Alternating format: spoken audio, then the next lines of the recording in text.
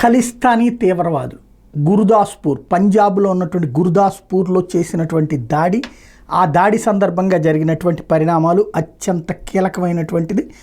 అందులో ప్రధానంగా అనూహ్యమైనటువంటి సంఘటనలు చోటు చేసుకున్నాయి. ఏంటది అంటే పోలీస్ స్టేషన్ మీద దాడి చేసి తమ సత్తా ఏంటో చూపెట్టామని చెప్పి ప్రకటించుకున్నారు. ప్రపంచవ్యాప్తంగా దానికి ఫండింగ్ కలెక్ట్ చేసుకున్నారు. ఇలాంటి దాడులు భవిష్యత్తులో చేస్తామన్నారు. అయితే పంజాబ్లో ఉన్న ప్రభుత్వం వచ్చేటప్పటికి ఆమ్ ఆద్మీ పార్టీ ప్రభుత్వం, దాంతో అక్కడ వీళ్ళు కోరుకున్నటువంటి పరిస్థితి జరగట్లేదు.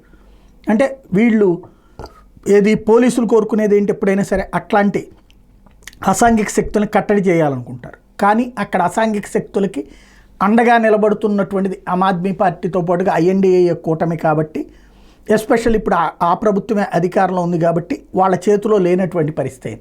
సీన్ కథ మారిస్తే ఆ నిందితులు అక్కడే ఉంటే సేఫ్గా ఉండేవాళ్ళు. పారిపోయిన వాళ్ళు ఢిల్లీలోనో కూర్చుంటే సేఫ్గా ఉండేవాళ్ళు. ఢిల్లీలో కూడా కుదరదు, ఎందుకంటే అక్కడ పోలీసింగ్ మళ్ళీ ప్రభుత్వం చేతిలో ఉండదు, కేంద్ర ప్రభుత్వం చేతిలో ఉంటుంది. వాళ్ళు వెళ్తే బెంగాల్ లాంటి దానికి పోవాలి. కానీ వాళ్ళు వెళ్ళి ఉత్తరప్రదేశ్కి చేరారు, ఉత్తరప్రదేశ్లో ఉన్నారు. ఉత్తరప్రదేశ్లో ఉన్నటువంటి సమాచారాన్ని పంజాబ్ పోలీసులు ఉత్తరప్రదేశ్ పోలీసులకి ఇచ్చారు. ఈ ఇద్దరూ కలిసి వాళ్ళ దగ్గరికి వెళ్ళారు.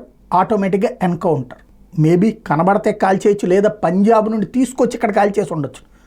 ఎందుకంటే ఏ పోలీసు కూడా తమ స్టేషన్ మీద దాడి చేసిన వాడిని చూస్తా కూర్చోవడానికి రాజకీయాల కోసం ఊరుకోడు. ఆ రోజున ఆగుంటారు. వాళ్ళని తీసుకొచ్చి ఉత్తరప్రదేశ్లో ఎన్కౌంటర్ జరిగి ఉండొచ్చు, లేదా ఉత్తరప్రదేశ్లో వాళ్ళు కనబడితే ఎన్కౌంటర్ అనేది జరిగి ఉండొచ్చు.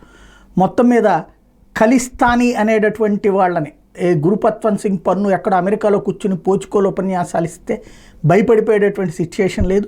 దెబ్బకి దెబ్బ కొడతామని చెప్పి పోలీసులు నిరూపించారు. ముగ్గురిని ఉత్తరప్రదేశ్లో యోగి ఆదిత్యనాథ్ సర్కార్ ఇట్లాంటి వాటిని మోయడానికి సిద్ధంగా ఉంది.